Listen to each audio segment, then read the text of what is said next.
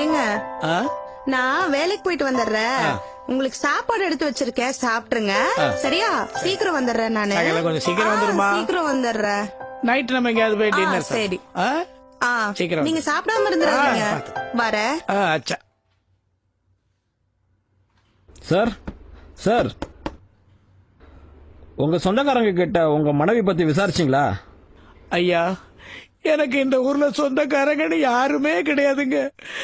ராத்திரி எல்லாம் தூங்காம என் ஃப்ரெண்ட்ஸ் கிட்ட எல்லாம் போன் பண்ணி கேட்டேன். யாருமே என் மனைவிய பத்தி ஒண்ணுமே தெரியலன்னு சொல்லிட்டாங்க. காலையில எழுந்திருச்சு உங்ககிட்ட ரிப்போர்ட் பண்ணலான்னு வாசலுக்கு வந்த ஐயா, அந்த இரும்பு கேட்ல இந்த துணி இருந்துச்சு. இந்த துணி தான் நேற்று வேலைக்கு போகும்போது என் முன்னாடி போட்டு இருந்தா. இதுல ரத்தம் இருக்கு. ஆயிஷா, ஆயிஷா, எங்க போய் தேடுவேன் உன்னை?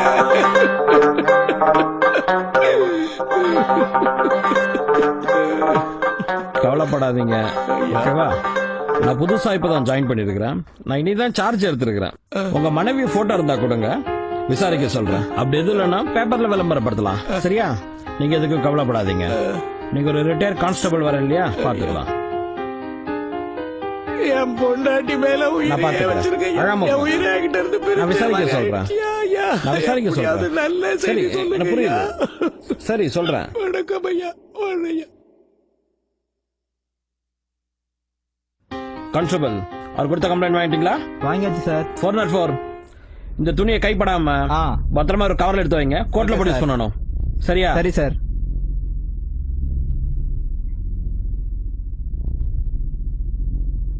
ஐயா, போன் பண்ணீங்கன்னு வந்தேன். உட்காருங்க. என்னாச்சுங்க? முதல்ல உட்காருங்க. மனசை தேத்திங்க பாய்.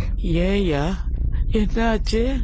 கொஞ்சம் வருஷத்துக்கு முன்னாடி உங்க மனைவி வேலை செஞ்ச கம்பெனி வாட்ச்மேனுக்கும் உங்க மனைவிக்கு ஏதாச்சும் பிரச்சனை வந்ததா? ஆமாங்க. ஆனா அவனை பத்தி நாங்க யார்கிட்டயும் ரிப்போர்ட் கொடுக்கலீங்களே. அவனை மன்னிச்சு விட்டுட்டோமே. நீங்க மன்னிக்கலாம் பாய். அவன் வேலை போட கோவத்துல உங்க மனைவி மன்னிக்கல பாய். என்னையா சொல்றீங்க? என்ன சொல்றீங்க? ஒண்ணு இல்ல பாய், உங்க மனைவி சாயங்காலம் வேலை முடிஞ்சு தனியா நடந்து வந்திருக்காங்க. அப்ப அந்த குடிகார வாட்ச்மேன் கண்டுபட்டுருக்காங்க. அவன் கடத்திட்டு போய் அந்த குடோன் உள்ள அவங்கள அடைச்சு வச்சிட்டான். அங்க நடந்த போராட்டத்துல உங்க மனைவி அடிச்சு கொன்னு தீய வச்சு எரிச்சிட்டான் பாய். ஆயிஷா, ஆயிஷா, ஐயா, என்னய்யா சொல்றீங்க? ஐயா, என்ன சொல்றீங்க? சொல்லாதீங்க, அப்படி சொல்லாதீங்க.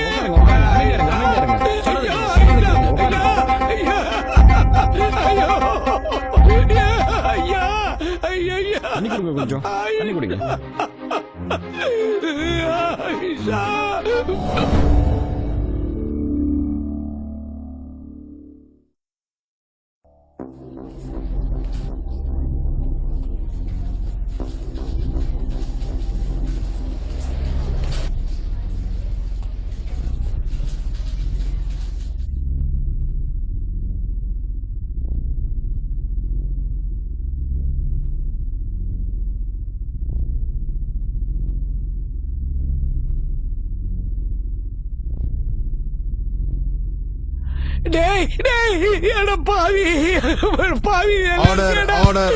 பொண்டாட்டிய என்ன கொன்ன பாவி?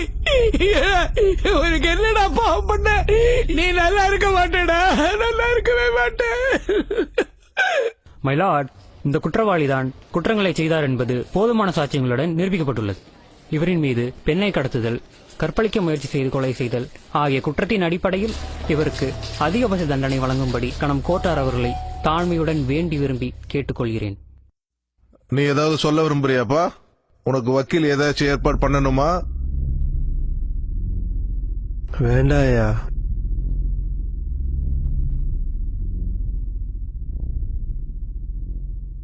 இந்த வழக்கின் தீர்ப்பு இந்த மாதம் 25ஆம் தேதிக்கு ஒத்திவைக்கப்படுகிறது.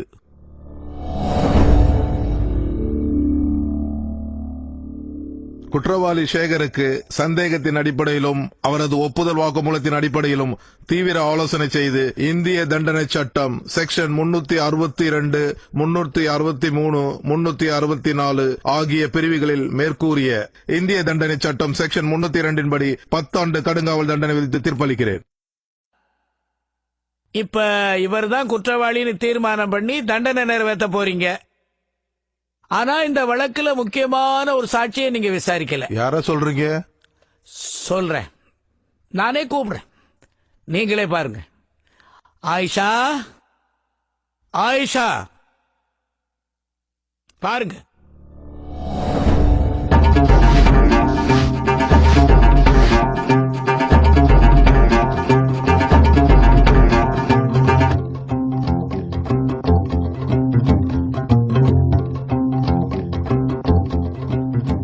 ஐயா, ஜட்ஜ் ஐயா, இந்த அம்மாவை கடத்திட்டு போய் அவர் தீ வச்சு எரிச்சிட்டாருன்னு தானே அவரை குற்றவாளின்னு தண்டனை கொடுத்தீங்க. இப்ப இந்த அம்மா உயிரோட நிக்கிறாங்க, அப்புறம் அவன் எப்படி குற்றவாளியாக முடியும்? ஐயா புரியல இல்ல?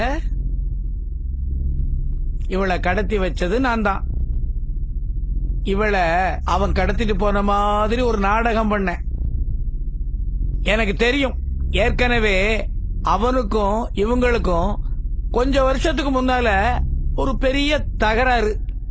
வேலையில இருந்து இவங்க வரும்போது அவரு ஒரு மாதிரி தவறா நடந்துகிட்டாருன்னு ஏற்கனவே ஒரு கம்ப்ளைண்ட். நல்லா தெரியும். நிச்சயமா இவங்களை காணலைன்னா நீங்க அவரை தான் பிடிப்பீங்கன்னு தெரியும். நான் வச்ச பொறியில அவர் கரெக்டா மாட்டிக்கிட்டாரு. பெரியவரை ஏன் இப்படி பண்ணீங்க? முகமது இப்ராஹிம்னு ஒரு தீவிரவாதி, உங்க சட்டத்தின் பார்வையில் ஒரு தீவிரவாதி. அப்படி ஒருத்தன் அவமானம் தாங்காம ஜெயில தூக்கு போட்டு செத்தானே, அவ யார் தெரியுமா? சொல்லுங்க. என்னுடைய ஒரே பையன்யா, ஒரே பையன். ஐயா, ரொம்ப காலம் கழிச்சு தான் எங்களுக்கு கல்யாணம் ஆச்சு. காலம் கடந்துதான் எங்களுக்கு அவன் பிறந்தான். கஷ்டப்பட்டு அவனை நான் இன்ஜினியரிங் காலேஜில் சேர்த்தேன் ஐயா. கஷ்டப்பட்டு சேர்த்தேன். கடனை குடனை வாங்கி எப்படியோ அந்த பையனை சேர்த்து நல்லா படிக்க வச்சேன். நல்லா படிப்பான் ஐயா, அருமையா படிப்பான். அவனுக்கு வேற உலகமே கிடையாதுயா. காலேஜ் விட்டா வீடு, வீடு விட்டா காலேஜ், அதான் அவன் உலகம். ஒரு கெட்ட பழக்கமும் கிடையாது, வீட்டுக்குள்ளேயே இருப்பான். அவன் அப்பா பிள்ளைன்னு நான் சொல்ல மாட்டேன்யா, அம்மா பிள்ளை. அம்மாண்ணா அவனுக்கு ரொம்ப செல்லமையா. எவ்வளவு பாசமா இருப்பான் தெரியுமா? நல்லா படம் வரைவான் ஐயா. எங்க மதத்துல அது ஹரம். இந்த மாதிரி படம் வரைய கூடாதுன்னு சொல்லியிருக்கேன். ஆனா நான் சொன்னதை மதிச்சு இந்த மாதிரி இயற்கை காட்சி, தாஜ்மஹல் இது மாதிரி தான் வரைவான். மனுஷங்களை வரைய மாட்டான். அப்படித்தான் ஒரு தடவை ஒரு ஆர்ட் கேலரியில அவன் படத்தை கொண்டு போய் வைக்க போனான். வச்சுட்டு அப்பதான் ஒரு 5 நிமிஷம் 10 நிமிஷம் இருக்கும், டீ குடிக்க போனான். யாரோ ஒரு பாவி அவன் பை பக்கத்துல ஒரு பேக வச்சுட்டு போனான். அதுல இருந்து பாம்பு வெடிச்சிருச்சு. பாம். நாங்க பிறந்த மதம், அவன் பேரெல்லாம் போதுமையா இந்த நாட்டுக்கு, முகமது இப்ராஹிம். அவ்வளவுதான். அவனை தீவிரவாதின்னு அரெஸ்ட் பண்ணிட்டாங்க ஐயா. அவன்தான் அந்த வெடிகுண்ட வச்சான்னு ஜெயில வச்சு சித்திரவதை பண்ணி அடிச்சு துன்புறுத்திட்டாங்க ஐயா. நாங்கெல்லாம் போய் கெஞ்சினோம், ஐயா எங்க பையன் அப்படிப்பட்டவன் இல்லையா, அப்படி நாங்க வளர்க்கல ஐயா.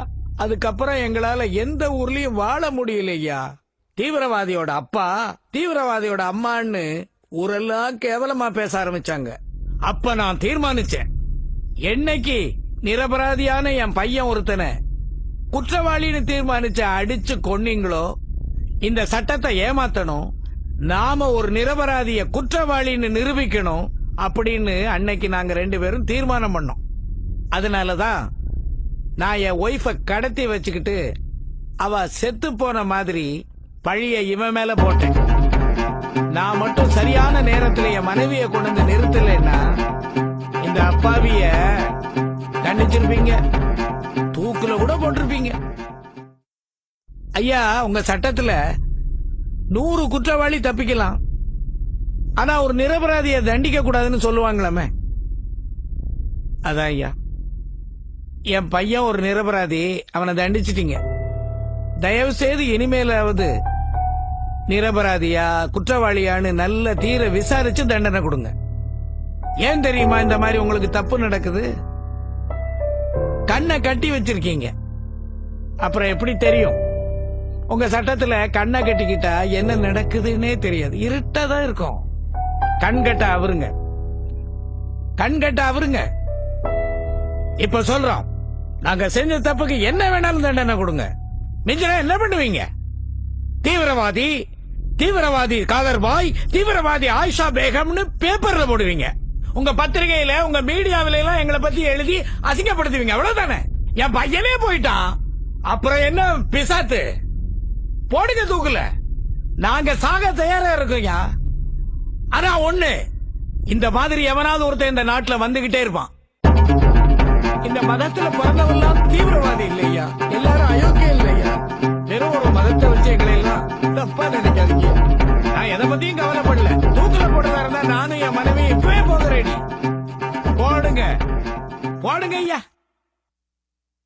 சட்டத்தை தன் கையில் எடுத்துக்கொண்டு போலீசையும் நீதிமன்றத்தையும் அவமதித்த குற்றத்திற்காக காதரையும் அவரது மனைவி ஆயிஷாவையும் மறு விசாரணை வரை காவலில் வைக்க உத்தரவிடுகிறேன்.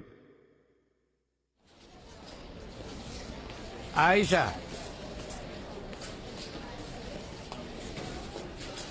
ஏன்பா நீதான் இந்த குற்றத்தை செய்யலைய, அப்புறம் ஏன் குற்றவாளின்னு ஒத்துக்கிட்ட? எனக்கு இருக்குது ஒரே ஒரு பொண்ணியா. புரியுது. எப்படி என் பையனை மிரட்டி குற்றத்தை ஒத்துக்க வச்சாங்களோ அதே மாதிரி உன்னையும் மிரட்டி இருப்பாங்க. நீ ஒத்துக்கிட்ட. இந்த கோர்ட்ல கண்கட்ட அவுத்தா தான்ப்பா நியாயம் கிடைக்கும். பெரியவரே, ஆரம்பத்துல இருந்து கண்கட்ட வருங்க கண்கட்ட வருங்கன்னு சொல்றீங்களே, யாரோட கண்ணு கட்டி இருக்கு? எதாவுக்கு சொல்றீங்க? கேக்குறாரு, யார் கண் கட்ட அவுக்கணும்னு கேக்குறாருடா. தெரியல? அதோ